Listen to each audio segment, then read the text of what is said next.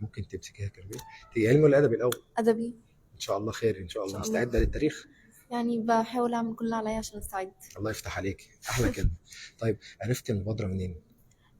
هما كانوا عمالين يبعتوا لنا وحاولوا ان كذا حد يعني ينزل على الفيس وعلى الواتساب يبعت لنا من كذا حاجة بحيث ان احنا كلنا نحاول نعرف ونجي في أسرع وقت بحيث ان احنا منضيعش وقت كبير قوي في قطع النور وكده. مهم.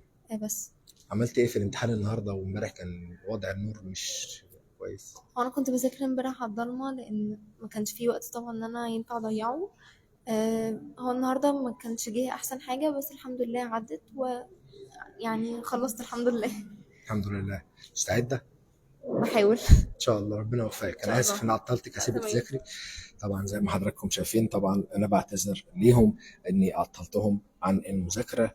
وفيها حاجه حلوه، بالفعل فيها حاجه حلوه من داخل احدى القاعات في الكنيسه في شرق الاسكندريه، تفتح ذراعيها لطلاب الثانويه العامه تيجي تذاكر. وفي القاعه مكيفه، بتقدم لك كل حاجه مجانا، ميه، مشروبات ساخنه، قعده جميله.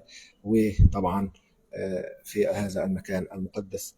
ويعني زي ما حضراتكم شايفين، السيدة مريم وكل الطلبة بتدرس الآن في هذه القاعة المميزة اللي موفر لهم فيها كل حاجة.